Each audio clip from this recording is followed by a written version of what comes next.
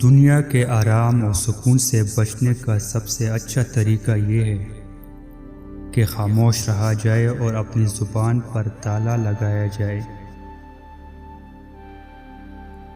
مشکلات کا مقابلہ کرنے کی ہمت پیدا کرو، کوئی تمہیں زندگی میں مات نہیں دے سکتا۔ برا بندہ کسی صورت دوستی کے لائق نہیں، اس لیے کہ کوئلہ جلتا ہو تو چھوٹے سے ہاتھ جل جاتا ہے اور ٹھنڈا ہو تو چھونے سے ہاتھ کالا ہو جاتا ہے۔ انفرادیت کو کچلنا ہی استبداد ہے، چاہے اسے کچھ بھی نام دیا جائے۔ آپ ریچھ کو تو ناچنا سکھا دیتے ہیں، لیکن یہ مت بھولیے کہ وہ ریچھ ہی رہے گا۔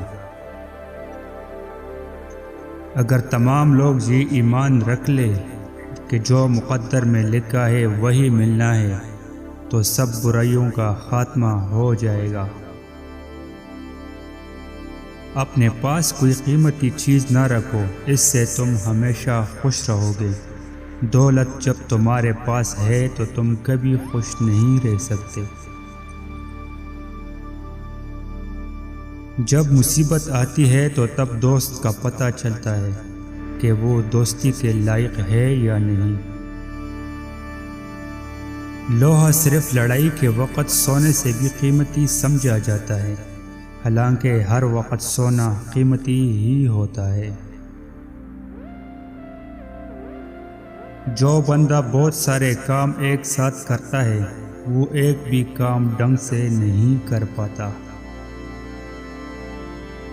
جمع کے دوران عورت کی چھاتی کو دبائے رکھو، منی دیر سے نکلے گی۔